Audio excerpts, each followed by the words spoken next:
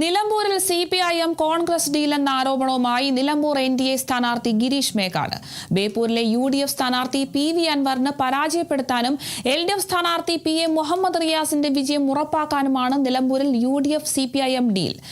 LDF പട്ടികയിൽ ആദ്യമുണ്ടായിരുന്ന professor M Thomas മാത്യുവിനെ ലിസ്റ്റിൽ നിന്നും ഒഴിവാക്കിയത് ഈ ഡീലിന്റെ ഭാഗമാണെന്നും ഗിരീഷ് പറഞ്ഞു.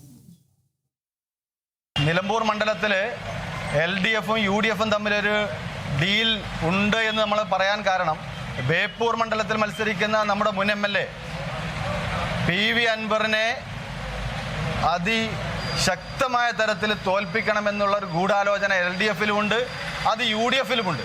LDF പരിഗണിച്ചിരുന്ന സ്ഥാനാർത്ഥിയാണ് നമ്മുടെ പ്രൊഫസർ M തോമസ് മാത്യു.